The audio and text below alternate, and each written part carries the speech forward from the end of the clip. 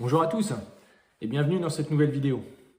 Alors écoutez, on est fin 2021 et il y a à peu près 2 ans, nous avions fait une vidéo sur la méthanisation en posant la question, un petit peu provocante, est-ce que c'était une aberration écologique? L'idée n'était pas de s'afficher contre la méthanisation, c'est pas du tout le cas. L'idée était de se placer du côté des agriculteurs et de poser la question s'ils avaient bien pesé les pour et les contre concernant l'impact que ça allait avoir sur leur activité, ça c'est plus facile pour eux. Mais l'autre chose, c'était aussi sur le sol. Est-ce que c'était pas une intensification supplémentaire? Alors évidemment, on ne croyait pas si bien dire, puisque 2 ans plus tard, lorsque l'on voit le développement du paysage et l'intensification qui est créée en termes de développement sur les méthaniseurs, on ne peut que s'interroger et surtout s'inquiéter. Alors le problème, c'est qu'évidemment, comme c'est toujours le cas dans notre pays, ça bascule très vite entre les anti et les pour, et c'est vraiment dommage. Et j'ai eu la chance, il n'y a pas très longtemps, d'intervenir sur la chaîne de Thierry Agriculteur, en compagnie de plusieurs producteurs de méthanisation et d'une intervenante extérieure qui utilise la chaleur des méthaniseurs pour gérer les serveurs informatiques, donc ce qui est vraiment une idée plus que géniale. Et on a bien vu qu'entre les projets qui ont été faits il y a 10 ou 15 ans et ceux qui sont faits actuellement, le fossé s'agrandit. Alors quand GRDF se pavane à la télévision en expliquant que ça s'adresse aux petites exploitations, etc., pour donner une belle image, que ça n'allait pas du tout changer la production des agriculteurs, que ça n'était que des cultures réellement destinées aux méthaniseurs qui étaient faites entre deux cultures. Alors, faut être clair là-dessus, tout ça c'est un pur mensonge. Nous, on a la chance, en tout cas, de travailler dans un triangle Strasbourg-Nantes, horizontalement et vertical jusqu'à Lille, donc le fameux triangle dont on me parlait déjà à l'école il y a plus de 30 ans, qui concentre l'activité et la production intensive agricole, diverses et variées, mais qui aussi est en train de concentrer une bonne partie des méthaniseurs, puisque au regard du grossissement des projets, beaucoup d'investissements nécessitent déjà d'avoir une assise économique.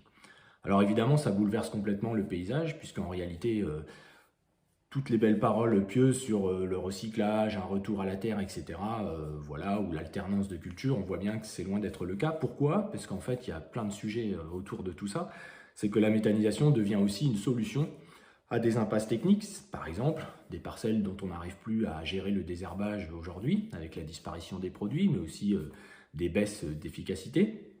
Eh bien, on va mettre ces cultures, qui étaient destinées au départ à l'alimentaire, dans le méthaniseur.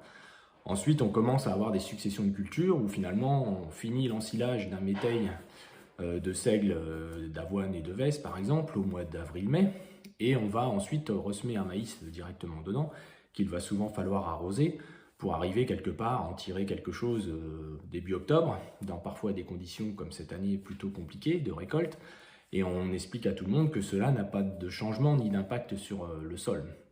Donc en fait, faut pas être hypocrite et je m'en voudrais plus tard de ne pas avoir dit ce que j'en pensais. Donc l'idée, c'est pas moi ce que je pense, c'est concrètement ce qui se passe sur le terrain. Aujourd'hui, des agriculteurs qui ont 10 ou 15 ans de méthanisation n'ont pas du tout les mêmes projets, n'ont pas une dépendance à la ferme aussi forte que les projets d'aujourd'hui, qui sont quasiment quand même de dimension où les agriculteurs qui les mettent en place ont même des besoins extérieurs, en plus des besoins de leur ferme. Certains malins font des méthaniseurs avec très peu d'incidence sur leur ferme, en ne prenant que 15-20% des cultures de leur ferme, et demandent à d'autres agriculteurs de participer en apportant leur culture en échange du digestat. Alors au moins, ce qu'on a vu évoluer, c'est les questions sur le digestat. Est-il vraiment un sous-produit qui va vraiment améliorer le sol ou au mieux l'équilibre? Alors nous, on revient toujours à notre raisonnement, que le raisonnement entrée-sortie mathématique, je prends des choses à mon sol, je les ramène sous une autre forme, c'est la même chose. Non, c'est pas du tout la même chose, ça le sera jamais. Certaines études aujourd'hui démontrent que finalement on arrive péniblement à un équilibre, c'est déjà le cas en élevage, alors c'est encore plus le cas lorsque le résidu de l'élevage, entre guillemets, on l'a mis dans un méthaniseur pour y prendre certaines choses quand même, sinon la méthanisation c'est pas magique. Et ce qu'on ramène, même si en effet il y a la forme carbone liquide, cette explication scientifique, dans les faits sur le sol ça change forcément les choses. Et puis on oublie, et c'est bien ce qu'oublient les études actuelles, c'est l'impact réel pratique, celui des agriculteurs, le bouleversement de leur assolement, l'irrigation, qui de toute façon devient quelque chose de très important pour arriver à avoir une production suffisante. Et puis ce qui nous choque, c'est que dans ce triangle-là finalement, c'est des entreprises agricoles qui fonctionnaient plutôt bien et qui fonctionnent plutôt bien, en tout cas si on les compare à d'autres régions, qui finalement, pour des raisons de raccordement par exemple, prenons une région qu'on connaît bien, la Bourgogne, quasiment impossible de faire des méthaniseurs en Bourgogne, les raccordements sont très difficiles. Pour la production hectare qui est demandée, vu les investissements de plus en plus gros, ça n'est pas adapté à des productions hectares entre guillemets faibles par rapport à d'autres régions qui peuvent être la moitié de ce qu'on peut avoir dans les régions nord. Donc finalement, il y a une sorte de concentration à la fois financière, politique aussi, il faut le reconnaître, puisque cette histoire-là n'est qu'une vague, un vague bouleversement, on va dire, syndical pour essayer d'apporter aux agriculteurs une bouffée d'air. Et paradoxalement, en 2021, on retrouve des prix rémunérateurs, ce qui fait qu'en fait, les marchandises qui sont mises dans les méthaniseurs, finalement, ont des valeurs plus élevées que par le passé. Et la rentabilité peut se poser. Tout comme on a une compétition aujourd'hui qui peut s'organiser entre des agriculteurs qui basculent vers l'agriculture biologique et qui observent que les prix qui n'étaient plus rémunérateurs pour eux en agriculture conventionnelle le deviennent. Donc c'est tout le paradoxe de ce qui est en train de se passer. Je rappelle quand même que sur l'aspect énergie, on va aussi parler un petit peu des énergies solaires. On a quand même une grosse démagogie sur ce sujet. Encore ce matin, GRDF, moi agriculteur, vient de me téléphoner, on est quand même dans la période des fêtes, pour m'expliquer que le raccordement n'était plus à 40% à la charge de l'agriculteur, le raccordement pour la méthanisation, mais subventionné à 60%, donc il y a énormément d'argent public qui est distribué sur le sujet. Et pour les panneaux solaires, c'est un petit peu différent. Les agriculteurs ont des terrains, ils pourraient très bien mettre des panneaux solaires au sol, c'est réversible, on ne modifie pas les choses, on peut mettre de l'élevage sous les panneaux. On a même Total Energy qui a un brevet sur des panneaux verticaux, mais qui se le garde bien pour elle, puisque les grands champs solaires qui sont créés sont souvent, quand on va voir les permis de construire, pour des grands groupes, donc GRDF en fait partie, Veolia, Total Energy, etc.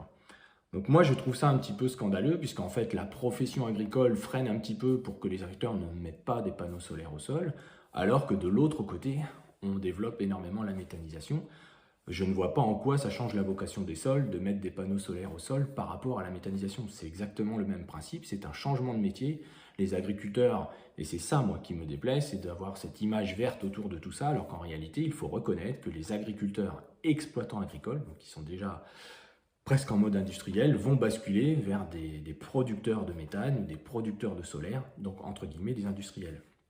Par contre, la différence sur le solaire, c'est qu'il n'y a pas de changement de pratique de l'agriculteur, il n'y a pas de travail pour lui, c'est-à-dire que c'est quelque chose aussi qui s'organise, il n'y a pas d'impact sur les sols, il n'y a pas de conditions de récolte, il n'y a pas d'irrigation, il n'y a pas de machines différentes pour arriver à faire la production solaire. Par contre, on voit bien que c'est organisé. Alors je donne mon exemple, moi récemment, ma communauté de communes avait été démarchée par Total Energy et est venue me voir la bouche en cœur en me disant « Monsieur Boucher, on aimerait vous racheter une trentaine d'hectares autour de votre ferme avec vos bâtiments, etc. » Et puis comme la Chambre d'agriculture du Loiret n'est pas trop d'accord pour installer des panneaux solaires, parce que politiquement c'est pas super, mais finalement si on installe un agriculteur en agriculture biologique, il recevra un petit peu un pourcentage de la production solaire et ça permettra donc à son activité de se pérenniser. Vous ne voulez pas le faire, donc bien évidemment j'ai refusé de vendre mes terres, surtout pour un projet aussi nul. Et encore plus pour m'installer en tant qu'agriculteur biologique, entre guillemets, subventionné, voilà, pour donner une belle image à cet ensemble-là. Donc ils ont fini par abandonner le projet, mais pas complètement, puisqu'il va y avoir un méthaniseur, cette fois de déchets organiques, qui crée des problèmes de nuisance à la ville voisine de Joigny, et qui va venir donc s'installer certainement à Courtenay. Donc vous voyez, le système, il est qu'il y a de l'argent public partout sur ce cinéma-là, ça donne une image très verte de cette production, qui en réalité n'est pas sans impact. Quand on a des méthaniseurs aujourd'hui qui font 100 tonnes jour aujourd'hui de déchets traités, c'est bien 100 tonnes qui rentrent par camion et c'est 100 tonnes qui ressortent. C'est pas moins, c'est pas plus, c'est à quelque chose près ce qui se passe. Le deuxième point important, c'est qu'aujourd'hui, pour que les projets de méthaniseurs soient viables, il faut avoir des produits les plus fermentescibles possibles, les plus producteurs de méthane en quelque sorte. Et on sait tous que plus on met des produits méthanisants dans un méthaniseur, et moins le digestat est de qualité. Et aujourd'hui, on est entièrement dans ce schéma-là, on n'est plus dans quelque chose de très raisonnable, on a monté d'un cran en termes d'intensification de production, dans beaucoup de cas en tout cas, dans les projets récents, pour qu'ils soient rentables. Et quelque part, le sous-produit n'est déjà plus à la hauteur de ce qui avait pu être annoncé, et ça, il faut se déplacer sur le terrain pour le voir, il faut faire des profils de sol, il faut regarder l'état des sols aujourd'hui, et beaucoup de gens parlent aujourd'hui de tout ça, mais avec un raisonnement très mathématique, avec la petite analyse de terre qui va bien, etc. Donc c'est un petit peu ça qui est problématique. Et moi, ce qui me gêne aussi, c'est que les agriculteurs ne soient pas un frein à tout ça. Alors heureusement, la majorité sent qu'il y a quelque chose de pas clair. Entre un projet, on voit, on suit des agriculteurs où il y a 45 personnes sur un projet de méthanisation, l'impact sur les fermes, il est infime, c'est une diversification, c'est intelligent, c'est bien pensé, il y en a qui revendent le biogaz en direct, etc. Voilà, ils font des pleins de biogaz à des véhicules, c'est carrément génial. Ça, c'est tout à fait bien. C'est une diversification, mais à la hauteur. Voilà, c'est-à-dire une dimension humaine et adaptée aux fermes. Et c'est un partage collectif, social, c'est absolument génial. Par contre, quand on commence à avoir des agriculteurs qui ont 500, 800, 1000 hectares, voire plus, et qui ont 1, 2, 3, 4 méthaniseurs, et qui donc, quelque part, réceptionnent des cultures de tout un tas de fermes autour, avec en échange de l'épandage, etc., ça devient à la fois des entreprises de prestations, etc. Quelque part, où est l'aspect écologique? Et puis après, c'est ne pas se mentir sur les changements de vocation des cultures, puisqu'aujourd'hui, dans le monde céréalier, il y a un problème profond sur la matière organique des sols, il est connu et reconnu. Quelque part, aujourd'hui, la méthanisation vient en concurrence pour absorber de la matière organique et finalement faire qu'au final, c'est une matière organique qui ne revient pas au sol sous forme vivante, c'est-à-dire encore fermentescible avec des éléments, des bactéries, des champignons pour pouvoir alimenter nos sols et les faire perdurer dans le temps. Donc finalement, il y a un changement de vocation. Et je ne parle pas des betteraves où certains agriculteurs qui ont de la méthanisation continuent de faire des betteraves sucrières pour plutôt recevoir la pulpe, c'est-à-dire qu'ils vont mettre dans le méthaniseur, que vraiment la betterave intrinsèquement. Donc ça aussi, c'est déjà une culture exigeante et en plus, elle est multipliée, voire resserrée, où des quotas sont repris par ces agriculteurs-là pour pouvoir alimenter leur méthaniseur. Donc c'est une sorte de mensonge collectif, en tout cas pour ceux qui nous disent le contraire. Et surtout, il y a beaucoup de monde derrière, il suffit de voir les sollicitations qu'on a par tous ces grands groupes.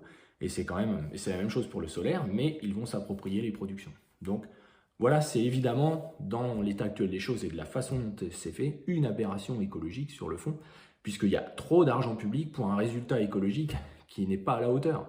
Et surtout, il y aura sûrement des conséquences sur les sols, dont finalement on nous rétorque à chaque fois qu'on en parle avec des scientifiques ou pas, bah oui, mais il faut des études, etc. En gros, nous, on n'est pas crédibles parce qu'on n'a pas d'études à apporter. On n'a qu'un ressenti et surtout une présence terrain qui nous démontre que les sols ne sont pas en état de supporter encore une intensification supplémentaire. Et au final, on nous fait une fin de non-recevoir, alors que moi, j'estime, en tant que citoyen et agriculteur surtout, que c'est dans l'autre sens que ça devrait être fait. On fait des études où on va voir ce qui se passe en Allemagne, les 100 méthaniseurs par an qui arrêtent l'activité. Et finalement, au début, on avait une belle vision vertueuse qu'on ne ferait pas comme nos amis allemands, on ne serait pas aussi blablabla. Aujourd'hui, ça prend la même direction, exactement la même direction. C'est un constat qu'on fera dans 10 ans, mais c'est certain, ça se voit et nous, on le vérifie sur le terrain. Voilà, donc écoutez, c'était au moins vous reparler de ça. L'énergie solaire n'est pas très loin d'être en embuscade vis-à-vis de ça non plus. C'est-à-dire que quelque part, elle est plus ou moins réservée à des grands groupes, donc on est plutôt heureux de voir des partenaires agriculteurs qu'on crée une association pour la production photovoltaïque au sol, qui est une très bonne diversification dans des régions où de toute façon, le soleil ils l'ont, mais pour le reste c'est un peu plus compliqué. Donc les raccordements à énergie électrique c'est plus facile que le gaz, et ça correspond beaucoup plus à leur région, et redévelopper l'élevage en parallèle, ce qui semblerait être une bonne chose. Donc voilà. Donc c'est un vaste sujet, ce qui serait bien c'est qu'on puisse en débattre sans se friter quelque part, sans arriver finalement à émettre des points de vue et peut-être des petites adaptations qui seraient déjà un premier pas vers quelque chose qui irait un peu plus dans le bon sens. Mais là la dérive est bien enclenchée et dire le contraire c'est ne pas vouloir voir la réalité. Alors après on a quelques partenaires qui ont de l'irrigation et qui s'inquiètent bien aussi de voir le comportement de certains de leurs collègues dans ces démarches de production d'énergie, où finalement il y a tout un lobby autour et en gros il y a une fin de non-recevoir de tous ceux qui ne sont pas dans le moule, voire même si on regarde bien les installations qui ont lieu, ce ne sont pas des agriculteurs qui sont entre guillemets réellement indépendants dans le sens où ils sont tous avec plus ou moins une adhésion syndicale et ça c'est une démonstration sur le terrain qui n'est pas grave, ça ne me pose pas de souci, c'est juste que derrière on sent bien que finalement c'est une volonté politique comme on dit d'aller vers ce type d'énergie. Et je rappellerai pour conclure que l'Europe a prévu dans son Green Deal un retrait des biocarburants d'ici la fin 2030. Donc ça aussi c'est un petit peu étonnant, alors que finalement il y a des voitures aujourd'hui qui ne payent pas les taxes parce qu'on les transforme en flex fuel. On a beaucoup de conducteurs qui s'orientent vers ce biocarburant pour des raisons de coût tout simplement. Et en quoi il y a une différence d'orientation des terres, puisque l'argument de l'Europe c'est de dire on retire les biocarburants puisqu'on a peur d'un changement de vocation des terres. Mais ça aussi, c'est se foutre de la gueule du monde. puisque le changement de vocation des terres est déjà bien fait, il est déjà en train de se faire. Quand on a 10, 20, 30% dans certains départements des cultures qui s'en vont dans des méthaniseurs, on a bien un changement de vocation des terres. Donc au final, qu'on produise un colza oléagineux pour faire de l'huile, qu'on produise un colza oléagineux pour que l'huile serve à mettre dans les voitures, il n'y a pas de différence. Donc c'est bien se moquer du monde, c'est bien de l'idéologie, et c'est bien là le problème. Alors après, que le bilan carbone ne soit pas en faveur des biocarburants, ça c'est un autre débat, parce que c'est vrai qu'on devrait sans doute changer pas mal de choses à nos modes de culture pour que tout ça se soit productif. Mais au fond, c'est la même chose sur la méthanisation. On produit les plantes plus ou moins de la même manière. Voilà, alors par contre, il y a un sujet qui est en train d'arriver, c'est ce que j'ai dit en introduction, c'est le fait que certaines cultures sont dans des impasses techniques, et finalement, des cultures sont sales, il y a des graminées, il y a tout ça. On ne sait plus trop comment faire, comme on les récolte avant maturité, on arrive à récupérer ces graines qui vont venir à nouveau polluer les sols, ensemencer les sols en mauvaises herbes, on les récolte, on les met dans le méthaniseur, et là on a trouvé une réponse technique, en tout cas provisoire, au salissement des parcelles. Donc la méthanisation a quelques sources d'intérêt, mais voilà, il y a des départements aujourd'hui, il y en a plus d'une centaine, c'est presque la limite déjà est franchie, quoi. Hein, donc voilà. En tout cas, c'est notre avis, et on est encore dans un pays où on peut avoir des avis différents que la pensée unique, et ce qui est intéressant, c'est d'avoir des arguments pour expliquer si ce que l'on explique aujourd'hui, c'est faux. Hein, voilà, c'est ça. Moi, j'essaye de vous donner des arguments. Alors, ceux qui mettront des commentaires, faites la même chose avec des vrais arguments, et pas uniquement le discours courant, parce que quand on se déplace sur le terrain, on peut prouver aujourd'hui, et ce sera ma conclusion, que les sols, dans la majorité des cas, ne sont pas en capacité d'encaisser une intensification supplémentaire, c'est-à-dire une succession de cultures très resserrées, avec un assèchement des sols, compensé souvent par une irrigation, parce que sinon ça ne fonctionne pas.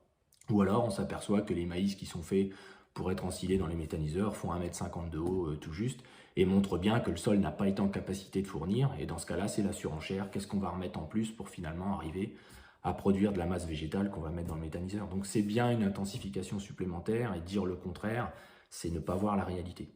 Alors après, pour tous nos amis éleveurs, ça c'est complètement différent, parce qu'il existe aussi des méthaniseurs, non pas king size, mais low size, des petits méthaniseurs, pour justement arriver à l'adapter à la ferme. Et ça c'est quand même quelque chose de, à mon avis, plus intelligent, sans vouloir juger, mais qui permet d'aller dans le sens d'une adaptation des besoins de la ferme par rapport aux méthaniseurs, et non pas l'inverse. Hein, c'est un peu comme en pulvérisation, on ne choisit pas les bus par rapport à un litre hectare, on choisit les bus par rapport à la vitesse à laquelle on veut aller. Le méthaniseur, c'est la même chose. On ne choisit pas un méthaniseur pour produire des mégawatts, on devrait le choisir pour un projet global entre une ferme, deux fermes éventuellement, mais là aujourd'hui, il y a même aujourd'hui des méthaniseurs qui vont être côte à côte, puisque la ligne de gaz passe à cet endroit-là, donc on va en mettre quoi, 10 à la suite. Donc les gens ont raison d'avoir peur un petit peu sur l'aspect nuisance possible, puisqu'il y a quand même l'aspect trafic routier, ça c'est quand même quelque chose qu'on ne peut pas enlever, ou avec des tracteurs, hein, c'est la même chose, de toute façon ils sont même plus gros que les tracteurs, et souvent, bon bref, ça c'est un autre débat, mais donc c'est quand même important d'y penser. Donc ça veut dire qu'il faut sans doute revenir à des projets plus raisonnables, plus réalistes, et sans doute faire une sorte de moratoire où on stoppe tout ça, là, ça va trop vite, trop loin, il y a trop d'argent public, il y a trop d'intervenants qui sont gagnants dans l'histoire, et les agriculteurs, ce qui me fait peur, et si on s'expose comme ça, c'est pas pour nous, hein, on n'a rien à y gagner, bien au contraire, c'est plus pour les agriculteurs qu'ils aient au moins une petite alarme, qui se disent mais il y a quand même quelque chose qui n'est pas clair. Et regardez l'émission que Thierry a fait, Thierry Agriculteur, vous verrez les deux producteurs qui témoignent, c'est des gens mais qui n'ont rien à voir entre guillemets avec la certitude et presque une forme d'arrogance de certains producteurs aujourd'hui qui sont tellement certains de leur projet, et heureusement, parce que vu l'engagement financier qu'ils ont, il faut qu'ils en soient convaincus, mais qui n'ont pas le recul ni la modération que les premiers producteurs peuvent avoir avec des projets beaucoup plus raisonnables, qui déjà, ils se rendent compte avec les années que voilà, c'est pas facile, c'est un être vivant le méthaniseur, il va y avoir des fluctuations de production selon ce qu'on va y mettre dedans, etc. Voilà. Et puis la dernière chose, c'est qu'on n'a pas toujours inclus le climat, hein, on oublie de dire l'impact qu'il peut avoir. Donc l'impact financier va être important, mais l'impact du climat peut vraiment faire beaucoup de mal à cette filière où beaucoup de gens auront investi. Et dans ce cas-là, il faudra aller chercher encore de la matière organique à l'extérieur, qui sera une matière organique en moins pour tous les producteurs en céréales qui sont malheureusement spécialisés. On a des régions très élevage et des régions très grandes cultures, céréales, culture industrielle. Ça, c'est pas de ma faute, c'est pas de la faute des agriculteurs non plus, hein. C'est bien l'Europe et la mondialisation qui a conduit à spécialiser les gens dans des domaines. Comme demain, on aura des fermes spécialisées dans la méthanisation, c'est quasiment écrit. Donc, il faut arrêter de se mentir. Voilà, si cette vidéo peut servir à ça, la méthanisation, ou arrêtons de nous mentir, peut-être avec un point d'interrogation. En tout cas, on peut encore inverser les choses, ou en tout cas les remettre dans le bon sens si tout le monde est conscient de ce que ça va engendrer pour le monde agricole et pour l'ensemble de la population, mine de rien. Voilà les amis, à bientôt.